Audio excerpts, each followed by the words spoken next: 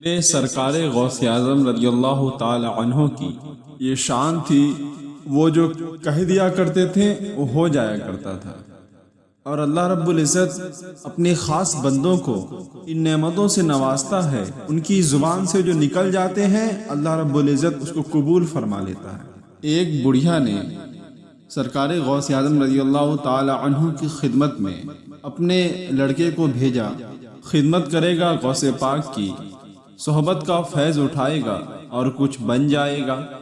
وہ چھوڑ گئی اور کچھ دنوں کے بعد سرکار غوث اعظم رضی اللہ تعالی عنہ کی بارگاہ میں آئی کہ بیٹے کا حال دیکھ لوں، کس حال میں میرا بیٹا موجود ہے، میرے بیٹے کی کیفیت کیسی ہے۔ دیکھا کہ سرکار غوث اعظم رضی اللہ تعالی عنہ مرغ تناول فرما رہے ہیں اور جو میرا بیٹا ہے وہ سوکھی روٹی کھا رہا ہے۔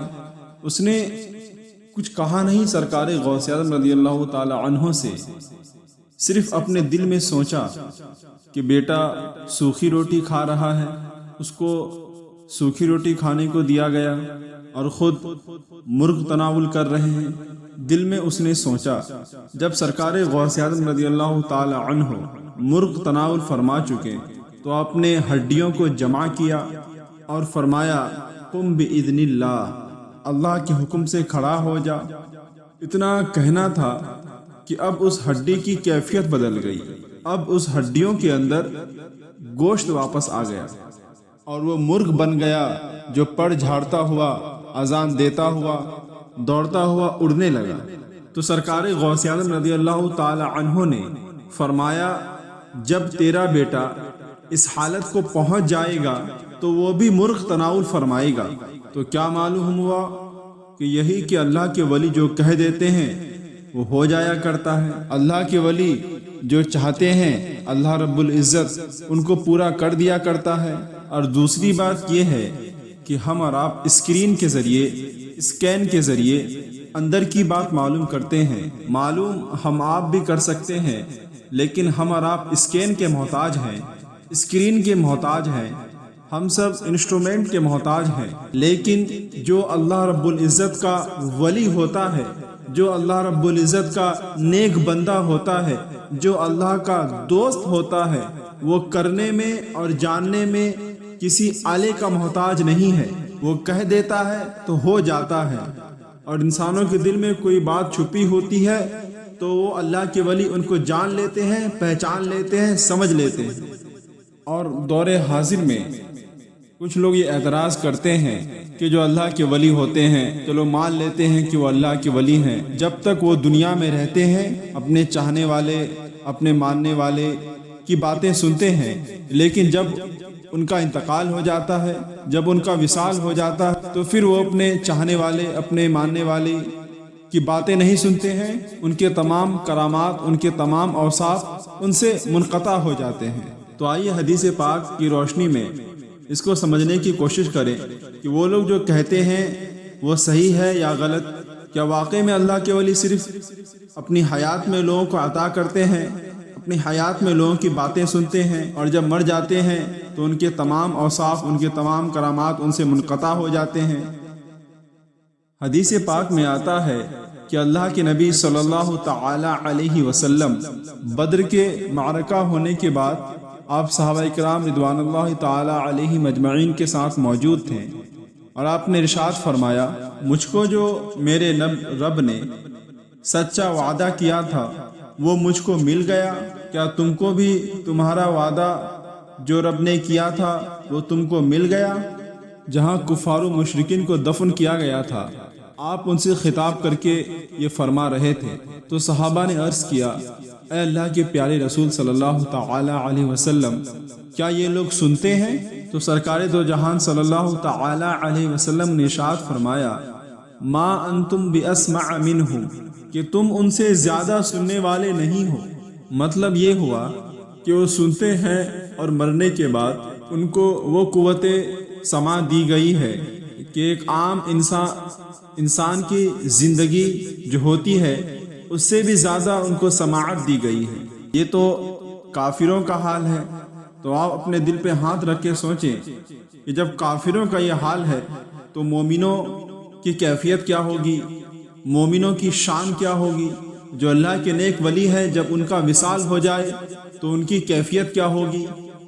سرکار دو جہان صلی اللہ تعالی علیہ وسلم ارشاد فرماتے ہیں کہ جو مسلمانوں کی روح ہوتی ہے، مومنوں کی روح ہوتی ہے، مرنے کے بعد اس کی مثال ایسی ہے جیسے کہ پرندہ جب تک وہ پنجرے میں رہتا ہے قید رہتا ہے، اور جب پرندے کو پنجرے سے آزاد کر دیا جاتا ہے تو وہ جہاں چاہتا ہے بیٹھتا ہے، جہاں چاہتا ہے جاتا ہے، جو چاہے وہ کرتا ہے۔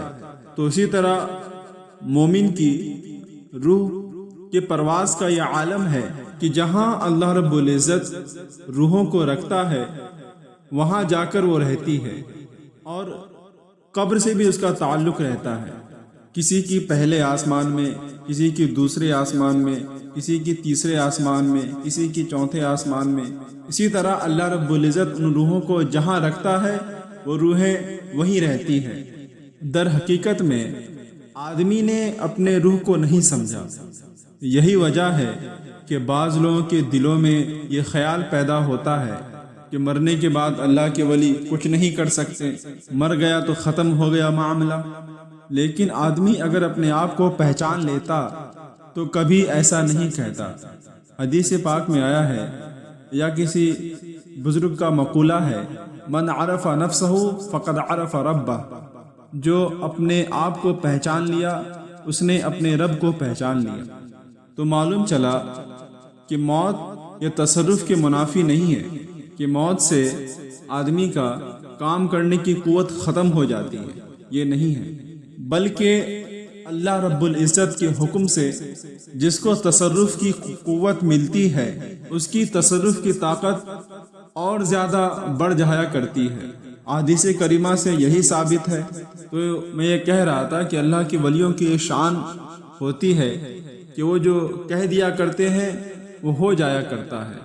حدیث پاک میں آیا کہ بہت سے کچھ لوگ ایسے ہیں جن کے بال بکھرے ہوئے ہیں، کپڑے غبار آلود ہیں، اور لوگ ان کے مقام و مرتبے کو نہیں سمجھتے۔ وہ جاتے ہیں کسی کے گھر پر تو لوگ ان کو دھکا دیتے ہیں اور اپنے گھر سے نکال دیتے ہیں۔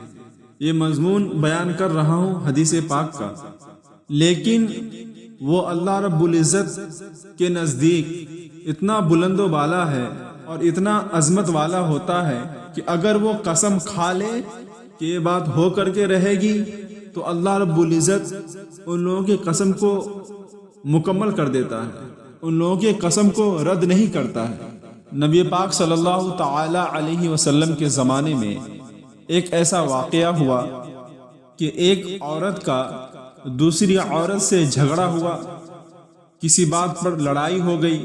اس عورت نے دوسری عورت کے سامنے کے 4 دانت توڑ دیے۔ تو ہمارے دین کا قانون یہ ہے، قرآن کریم میں ارشاد ہوا کہ دانت کے بدلے میں دانت اور ناک کے بدلے میں ناک، جسم کے ہر ایک حصے کے بدلے میں اس کے جسم کا بدلہ۔ مثال کے طور پہ اگر کسی نے جسم کے کسی حصے کو تکلیف پہنچائی اور جس نے اس کو تکلیف پہنچائی ہے تو اس کے جسم کے اسی حصے کو تکلیف پہنچائی جائے گی، یعنی جس کو نقصان پہنچایا، نقصان پہنچانے والے کو بھی نقصان پہنچایا جائے گا، اور جیسا زخم پہنچائے گا تو اس زخم کا بدلہ لیا جائے گا۔ تو نبی اعظم صلی اللہ تعالی علیہ وسلم نے حکم فرما دیا کہ جس کے دانت توڑے ہیں وہ دانت توڑنے والے کے 4 دانت توڑیں گے۔ ایک صحابی رسول اللہ کے نبی صلی اللہ تعالی علیہ وسلم پر بھرپور ایمان رکھنے والے تھے اور نبی اعظم صلی اللہ تعالی علیہ وسلم کے شریعت کو ماننے والے تھے۔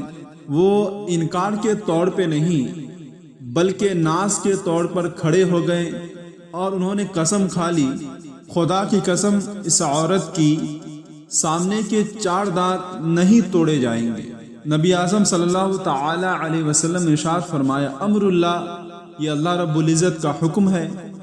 تو انہوں نے عرض کیا، اس کی قسم جس نے آپ کو حق کے ساتھ بھیجا ہے، جس نے آپ کو نبی بنا کر بھیجا ہے، اللہ رب العزت کا حکم حق ہے، میں اس کو تسلیم کرتا ہوں، آپ نے برحق فرمایا ہے، لیکن یہ غلام کہہ رہا ہے کہ اس کی دانتیں نہیں توڑی جائے گی۔ ابھی یہی معاملہ جاری تھا، غلام مچل رہا تھا، تو اس عورت کے گھر والوں نے اس بات پر رضامندی ظاہر کر دی، دانت نہیں توڑے جائیں گے بلکہ معاوضہ دیا جائے گا۔ تو معلوم چلا کہ اللہ کے ولیوں کی یہ شان ہوتی ہے، وہ جو قسم کھا لیتے ہیں تو اللہ رب العزت ان کے قسموں کو پورا کر دیا کرتا ہے۔ اور اللہ کے ولیوں کا ذکر کرنے کا ایک فائدہ یہ بھی ہے، 11ویں شریف منانے کا ایک فائدہ یہ بھی ہے، سرکار غوث اعظم کی محفل سجانے کا ایک فائدہ یہ بھی ہے کہ جو دین انہوں نے ہم تک پہنچایا اس دین پر ہم سختی سے قائم رہیں۔ اور آج کل صلح کل کا نعرہ دیا جا رہا ہے، ان لوگوں سے ہم ہوشیار رہیں۔ ہم کو اس دین کی حفاظت کرنی ہے اور اس عقیدے کی حفاظت کرنی ہے، اس ایمان کی حفاظت کرنی ہے جو ہمیں نبی اعظم صلی اللہ تعالی علیہ وسلم کے ذریعے ملا۔ اور نبی اعظم صلی اللہ تعالی علیہ وسلم کا دین ایسے ہی ہمارے پاس بآسانی سے نہیں پہنچا، ڈائریکٹلی نہیں پہنچا، بلکہ یہ اولیاء اللہ ہیں، اللہ کے نیک ولی ہیں، جنہوں نے اپنی جان کی قربانیاں دے کر اللہ رب العزت کے پیارے نبی صلی اللہ تعالی علیہ وسلم کے دین کو ہم تک پہنچایا۔ یہی اولیاء اللہ کا صدقہ ہے کہ آج ہمارا آپ مسلمان ہیں، آج ہمارا آپ عاشق رسول ہیں، آج ہمارا آپ سرکار غوث اعظم رضی اللہ تعالی عنہ کی 11ویں شریف منا رہے ہیں، آج ہمارا آپ اعلیٰ حضرت علی رضوان کے عرس پاک منا رہے ہیں، آج ہمارا آپ سرکار مفتی اعظم ہند کے عرس پاک مناتے ہیں، آج ہمارا آپ سرکار تاج و شریعہ کے عرس پاک مناتے ہیں۔ یہ انہی اولیاء اللہ کا صدقہ ہے ہم پر۔ میں دعا کرتا ہوں کہ اللہ رب العزت ہم سبوں کو اللہ کے ولی سے محبت کرنے والا بنائے، رسول اعظم کا دیوانہ بنائے، ہم سبوں کو رسول اعظم صلی اللہ تعالی علیہ وسلم کے عشق میں جینے اور مرنے والا بنائے۔ اس لیے صلح کلی سے ہوشیار رہو۔ یہ لوگ یہ چاہتے ہیں کہ ہمارا تعلق اللہ رب العزت کے نیک ولی سے منقطع ہو جائے۔ یہ سمجھ جائیں جن کا رشتہ دنیا میں اللہ کے نیک ولیوں سے منقطع ہو گیا، وہ اللہ رب العزت کی رحمتوں سے منقطع ہو جائے گا، وہ اللہ رب العزت کی نعمتوں سے منقطع ہو جائے گا، اور جو کچھ اس کے پاس باقی رہے گی کچھ وقت کے بعد وہ بھی ختم ہو جائے گی، وہ بھی باقی نہیں رہے گا۔ قل متاع الدنیا قلیل، یہ قرآن کا ارشاد ہے کہ دنیا میں جو بندوں کو ملا ہے وہ تھوڑا ہے اور یہ فنا ہونے والا ہے، اور آخرت کی رحمتیں، اللہ رب العزت کی رحمتیں اور اللہ رب العزت کا کرم یہ انہی لوگوں کے لیے ہے جو ان اولیاء اللہ کے مسلک پر مضبوطی کے ساتھ گامزن ہیں، مضبوطی سے پکڑے ہوئے ہیں۔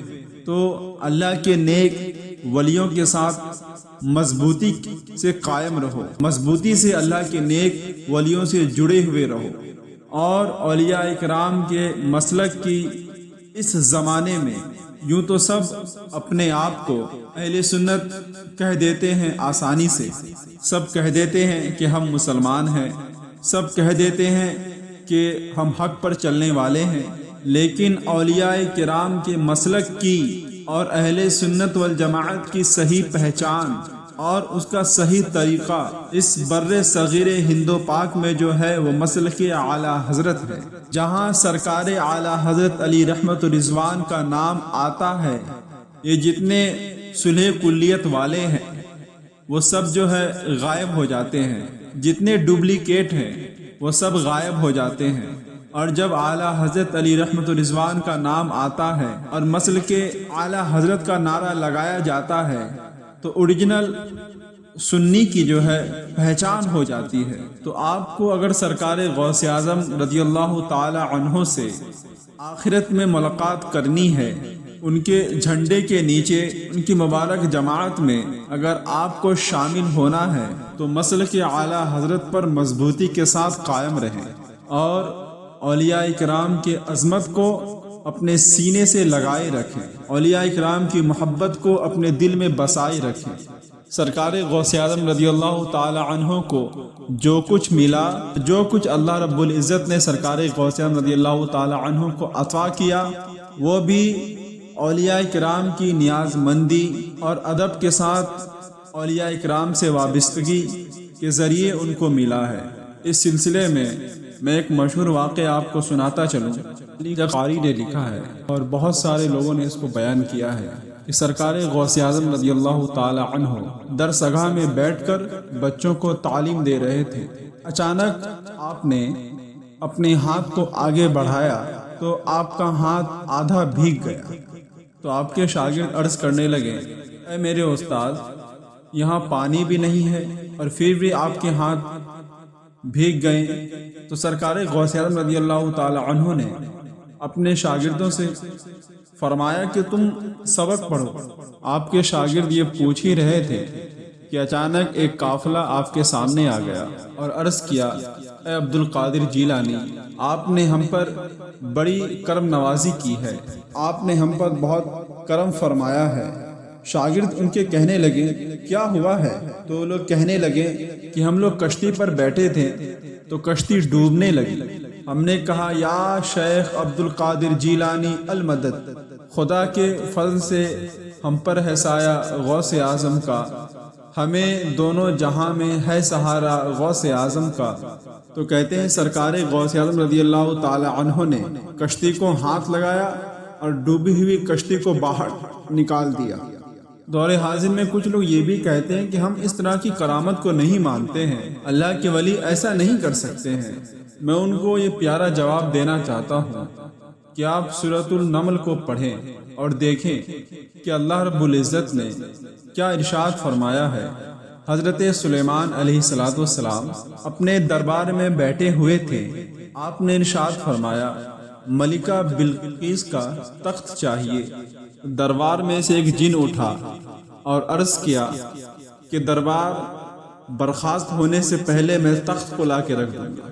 بے شک آپ اگر 5 منٹ میں دربار کو برخاست کر دیں تو تخت آ جائے گا۔ وہ لوگ بنی اسرائیل کے ولیوں کی کرامت کو تسلیم کرتے ہیں، لیکن جب نبی اعظم صلی اللہ تعالی علیہ وسلم کے ولیوں کی کرامت ان کو سنائی جاتی ہے تو انکار کر دیتے ہیں۔ اللہ تعالیٰ ان لوگوں سے ہم کو بچائے۔ جب اس جن نے حضرت سلیمان علیہ السلام سے کہا کہ آپ کے دربار برخاست ہونے سے پہلے ہم تخت کو لا کے رکھ دیں گے، تو سلیمان علیہ السلام نے کہا کہ نہیں، اس سے بھی پہلے۔ تو اس دربار میں سے ایک اللہ کا ولی اٹھا جن کے پاس کتاب کا علم تھا، تو انہوں نے سلیمان علیہ السلام سے عرض کیا کہ اگر آپ اجازت فرمائیں تو میں تخت لا کے آپ کے سامنے رکھ دوں گا۔ تو سلیمان علیہ السلام نے فرمایا، کتنے دیر میں تخت لا کے دو گے؟ تو انہوں نے عرض کیا کہ آپ اپنی پلکیں بند کریں اور کھولیں، میں اتنے ہی دیر میں وہ تخت لا کے آپ کے سامنے رکھ دوں گا، یعنی پلک جھپکنے سے پہلے۔ تو آپ نے فرمایا، ٹھیک ہے، لا کے دکھاؤ۔